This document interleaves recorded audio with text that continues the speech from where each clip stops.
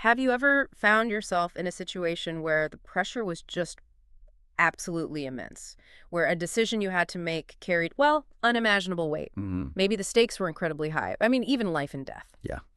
Today, we're taking a deep dive into a classic American drama that masterfully distills all these complexities, the justice system, human nature, and honestly, the surprising power of just one single voice disagreeing. It's incredible. And it all unfolds within the stifling confines of one single sweltering room. We are, of course, talking about the seminal 1957 film, 12 Angry Men. That's precisely it. And our mission today, really, is to peel back the layers of this story, to go way beyond just a plot summary. Right. We want to pull out those critical nuggets of knowledge Yep. about how truth is actually sought, how biases, manifest themselves in these high-pressure group settings, Mm-hmm. and the profound, sometimes really challenging responsibility that comes with civic duty when you are quite literally holding someone's life in your hands. Yeah. The goal for you listening is to gain a really nuanced understanding of its enduring themes, from the fragile nature of justice itself to the surprising effectiveness of dissent, Yeah. and how looking closely, really looking at the details, can reveal what's truly going on beneath the surface. Exactly. And to guide us, we'll be taking a detailed look at the source material we've gathered, which gives us a really comprehensive overview of the film, its characters, unforgettable characters, and its huge lasting impact. Okay, let's unpack this. Absolutely. And this source material, it lets us examine not just what happens in the film, but why it still resonates so strongly today, decades later. It offers these profound, almost unnerving insights into the human condition and the intricate, sometimes flawed mechanisms of justice. It's a remarkable study, really, in both group dynamics and the strength of individual conscience. Okay, let's dive into section 1, the crucible, setting the stage. Let's do it. So let's put ourselves right there. The film opens inside a New York City courthouse. Immediately, you get this tone of grave seriousness. We learn a teenage boy is accused of murdering his father, a capital crime. His entire future rests in the hands of these 12 men, the jury. And the judge's instructions, they just echo in that stifling room, stark, unforgiving. The verdict must be unanimous. Unanimous. That's the key word. And if they find him guilty, the mandatory sentence is death. It's chilling. It immediately establishes the monumental gravity of their task, wouldn't you say? Oh, absolutely. And the profound insight right there is that the film immediately shows how real civic duty isn't just, showing up. Right. It's about actively battling your own comfort zones, your own biases, when you're facing these incredibly high-stakes decisions. And that unanimity requirement in capital cases, as it's shown here, it's fundamental to the American legal system's idea of justice. It means the state has to prove guilt beyond any reasonable doubt. Every single one of them has to agree. Every single juror, every member of that collective conscience must be entirely convinced. It's not a simple majority. It's designed as this powerful safeguard against wrongful conviction, right? Setting the highest possible bar. Yeah. So that initial instruction, delivered with such weight, it just instantly highlights the immense burden, moral and legal, on their shoulders. And the setting itself.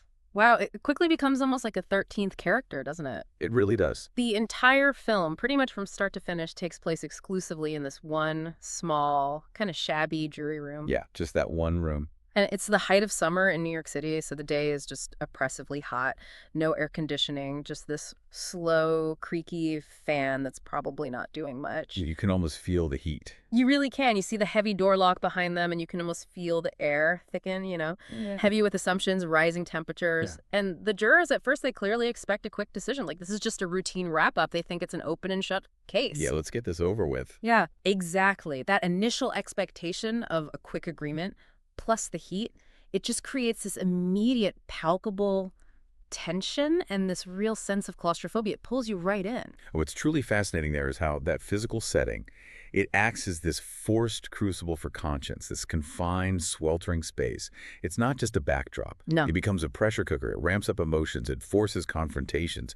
It strips away the superficial pleasantries and casual assumptions. It's nowhere to run. Nowhere to hide, no escape from the arguments or the heat.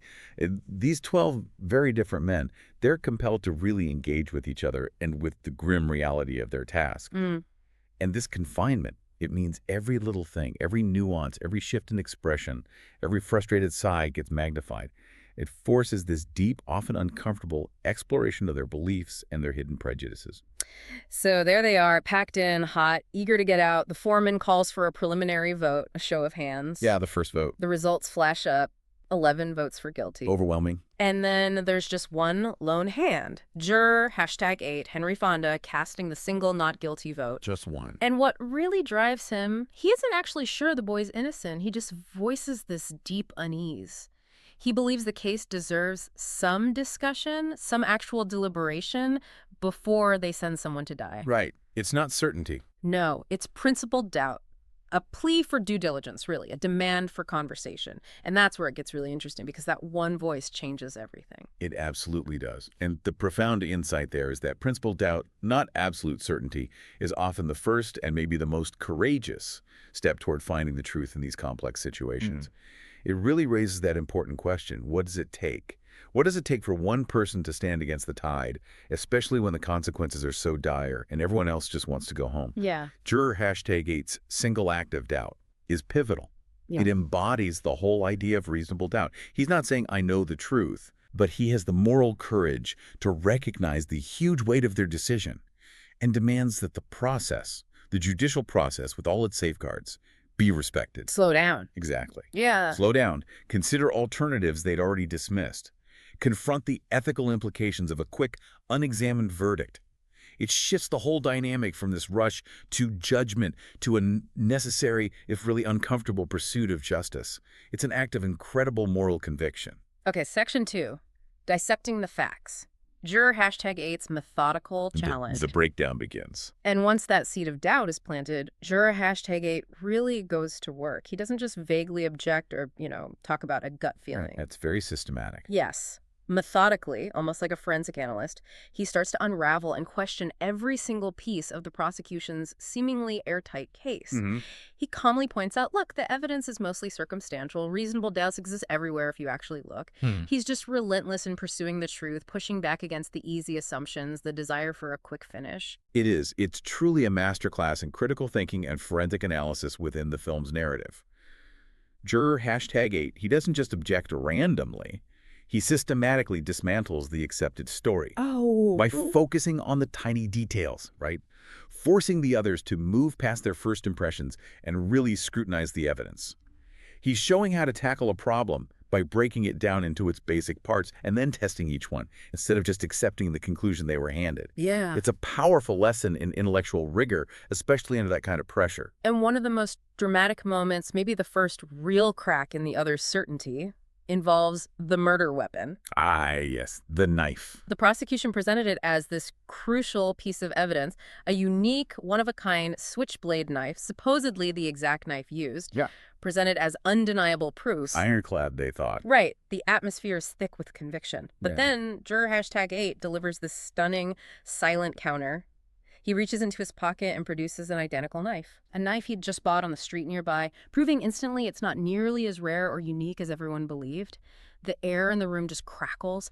Shock, confusion. That moment absolutely shatters the assumption of uniqueness.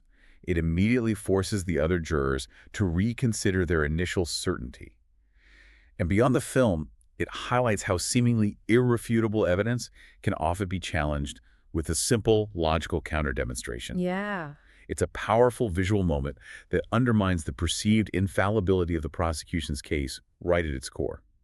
It essentially says, if this piece of evidence, this supposedly solid thing, can be disproven so easily, what else might be wrong? Right. What else did we miss? Exactly. It throws open the door to questioning every other detail, every assumption. It marks a critical turning point in the whole deliberation. It forces them to realize the truth is often hidden in those small details. And then there's the eyewitness testimony, which seemed incredibly damning at first. Well, this is, The first one is a neighbor, an elderly woman. She claims she saw the murder through the windows of a passing elevated train. Through the train. Yeah. But Juror #8 immediately highlights some major doubts. Subtly but effectively. He points out, her vision might have been questionable, especially considering the noise, the visual obstruction of a loud, fast-moving train. Imagine trying to see someone clearly through that fleeting glimpse with all that chaos. It would have been incredibly difficult to see anything clearly, let alone identify a face. And this point perfectly underscores the inherent fallibility of eyewitness accounts, particularly under compromised conditions like that. Right. Our senses, we rely on them, but they are not perfect recording devices.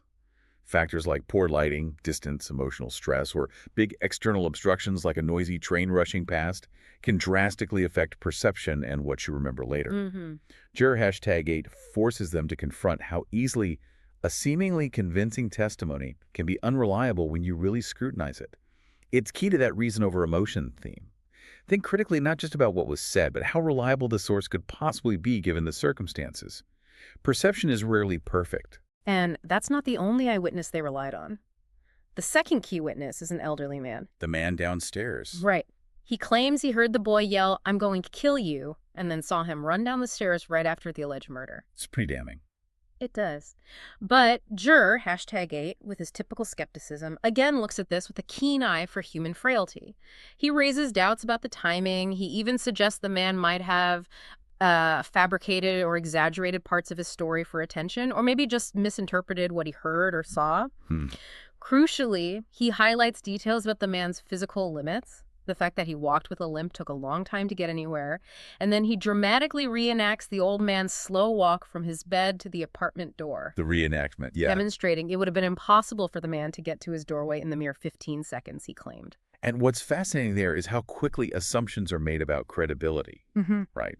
And how a simple physical observation about human limits can unravel them. Beyond the film, this digs into the subtle, sometimes unconscious motivations behind testimony. Maybe the elderly man's desire to feel important or just be part of something significant led him to overstate his certainty or unknowingly embellish his account. Could be. Juror #8's reenactment is brilliant because it's not just an argument. It's a physical demonstration that directly contradicts the testimony. It highlights the power of showing, not just seeding doubt. Right. This challenges the very foundation of facts, derived from potentially flawed human observation, urging the jury to consider the realities of human experience against the story they were told. Okay, finally, there's the boy's alibi.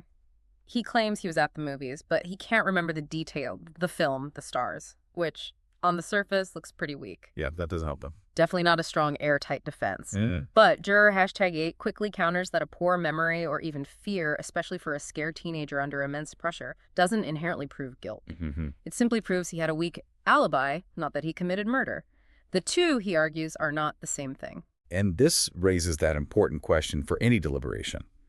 Are we prosecuting a weak alibi, or are we actually proving a murder? Good question. The film powerfully reminds us of a fundamental legal principle that's surprisingly easy to forget. The burden of proof rests solely on the prosecution. They have to prove guilt beyond a reasonable doubt. Right. A weak defense is not proof of guilt. Juror #8 effectively separates those two ideas, forcing his peers to consider whether the prosecution really met its huge burden or if they were just swayed by the boy's inability to provide a perfect defense under extreme duress. It's a crucial distinction. Okay, let's move into Section 3, the human element, when bias and personal agendas emerge. Yes, this is where it gets messy. As Juror #8 keeps chipping away at the supposed facts, the temperature in the room isn't just from the summer heat anymore, is it? Definitely not. As the discussion drags on and the flaws in the case become harder to ignore, you really start to see that those initial votes weren't always based purely on evidence. Instead, deep personal prejudices, hidden biases, raw, unresolved emotions, they really start to bubble up among the jurors. It's a fascinating and sometimes deeply uncomfortable look into human nature under pressure. And this is where the film really becomes this powerful exploration of human psychology under duress. The relentless pressure of the room, the extreme stakes, it systematically strips away the veneers of civility and impartiality. It vividly reveals that people bring their entire life experiences, their unresolved conflicts, their deeply held, often unconscious biases into every decision-making process. Yeah. And these biases aren't just minor quirks. They directly impact how people interpret facts, perceive others, and ultimately cast their votes. It's a stark reminder that true objectivity is often a hard-won battle against these internal filters, sometimes maybe a losing battle. Let's talk about Juror #3. He's easily the most vocal, the most aggressive member of the group. His rage is almost palpable from the start. Oh yeah, he's furious. And as the film goes on, you start to realize the tragic source of his anger, his almost rabid conviction the boy is guilty. He harbors this deep, unresolved resentment towards his own estranged son. The personal connection. He's clearly projecting that anger, that personal trauma, that feeling of betrayal directly onto the defendant. He doesn't see the accused boy. He sees a stand-in for his own painful, fractured relationship. Every argument he makes for guilt is just laced with this bitterness. And beyond the film, Juror #3 is such a powerful, unsettling example of how unresolved personal trauma can become this filter, right? Subconsciously dictating objective judgments. It's a potent, hidden obstacle to fairness in any group decision. His inability to separate his private pain from his public duty completely distorts his judgment. It blinds him to objective facts. His investment in the guilty verdict isn't about justice. It's about his internal struggle, his displaced sense of betrayal. It vividly illustrates that justice versus prejudice theme, how personal baggage contaminates the whole process. And then there's Juror #10. He takes prejudice to a whole other level, overtly chilling. Yes. Juror #10. As the discussion turns against his guilty vote, he just explodes, delivers this absolutely sickening racist rant, makes it crystal clear his vote is based entirely on bigotry against the defendant's background, not a shred of fact. Hard to watch. It really is. But what's equally striking is the reaction of the other jurors. One by one, with just palpable disgust, they slowly turn their backs on him, literally isolate him in the room, refuse to even look at him. It's this powerful, almost wordless collective rejection. And that raises an important question, doesn't it, about the line between opinion and outright harmful prejudice, and how a group should respond to that kind of venom. Right. Juror #10's outburst is a stark, chilling warning about bigotry's destructive power in a system demanding impartiality. But that collective silent rejection by the others, it's absolutely crucial. It shows the group's capacity for moral self-correction against pure malice. They might disagree on the verdict, they might have their own subtle biases, but most draw a clear ethical line at blatant racism. That scene powerfully underscores the importance of confronting and isolating prejudice in any pursuit of justice. It shows a collective moral compass, however imperfect, asserting itself. But not all the failings are rooted in malice or hatred. Right. Take Juror #7.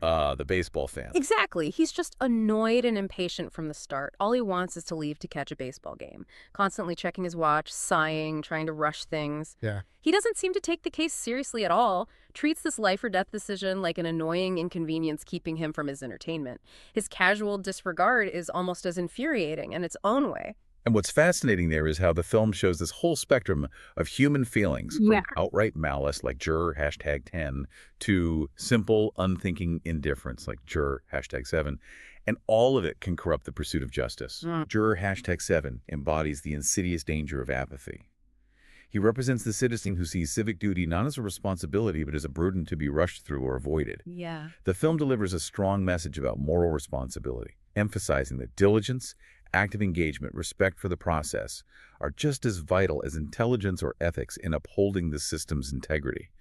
His actions highlight that indifference, just not caring, can be just as corrosive as active prejudice. So you have this incredibly tense room, deep personal biases, hidden agendas, indifference, all constantly clashing against the search for objective truth.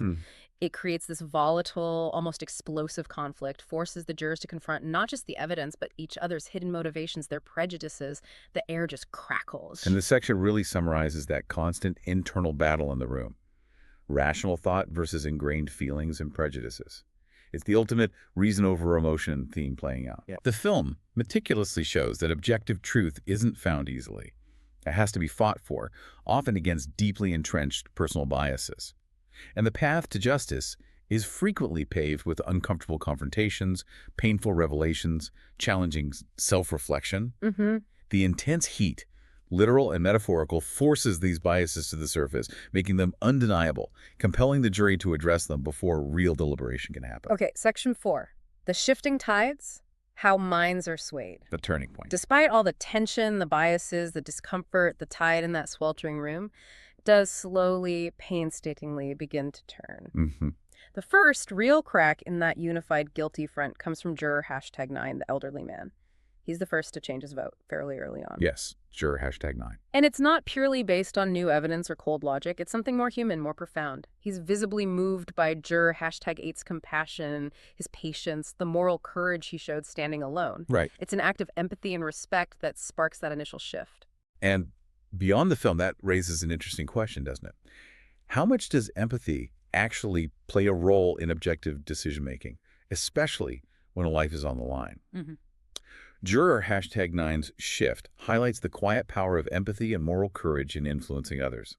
It shows the initial shift isn't always purely logical. It can be driven by recognizing shared humanity, respecting someone, upholding a principle, even when it's unpopular. Yeah. He doesn't suddenly think the boy is innocent.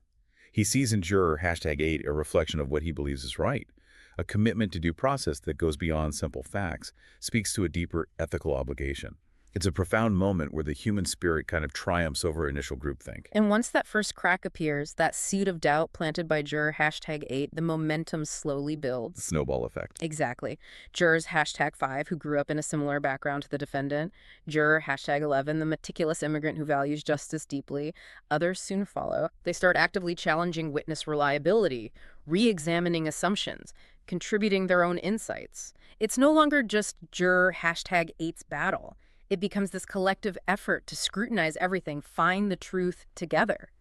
And what's truly fascinating there is how that single seed of doubt, carefully planted, patiently nurtured, can blossom into a full reevaluation of everything. Yeah. It demonstrates that powerful snowball effect of critical thinking once the initial barrier of certainty is broken.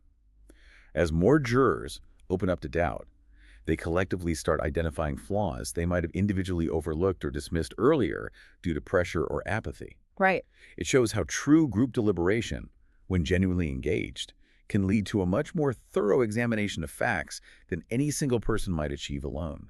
That initial reluctance gives way to this shared intellectual curiosity. But let's be clear, this isn't some polite academic debate going on. Oh, definitely not. As the votes shift and the pressure mounts, the room becomes increasingly tense. It's filled with heated arguments, shouting, table thumps, intense personal confrontations. It gets ugly. It really does. It's a dramatic, visceral portrayal of group dynamics pushed to the limit. Shows the immense psychological pressure everyone's under from the decision itself and from the clashing personalities. The emotional stakes are just through the roof. Absolutely.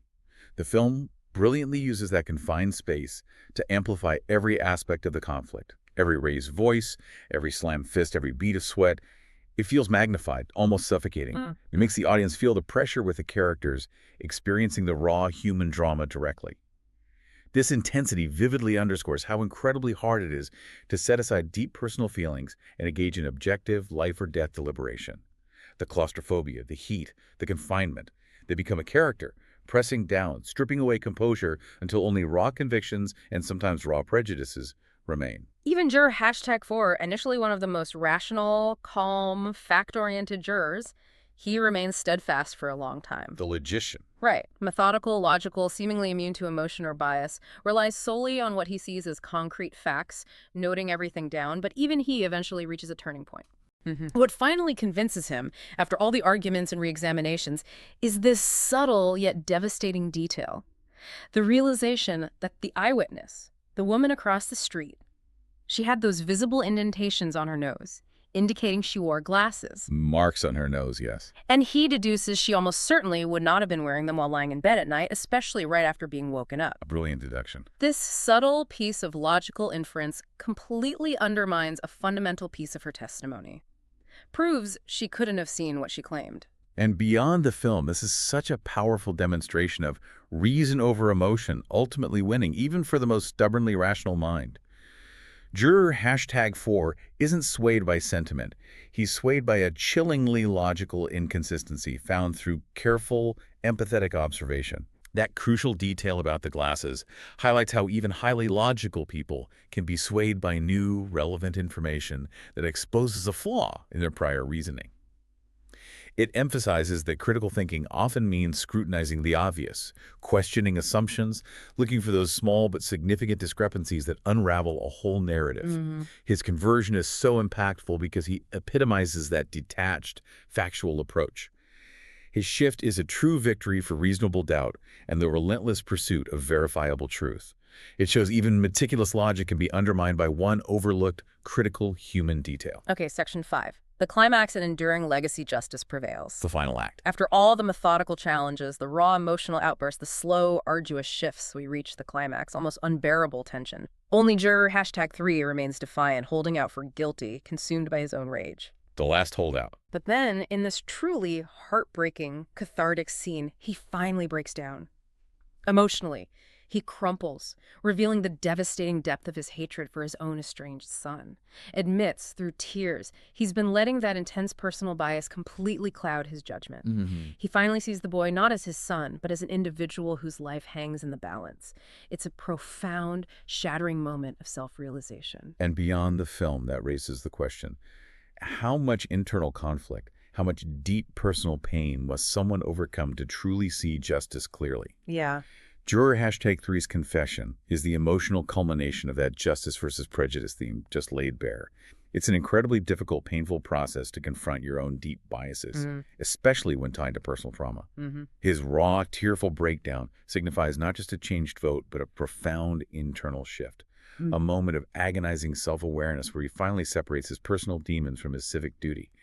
It's a powerful illustration of the human capacity, however difficult, however late, to overcome prejudice for a higher truth.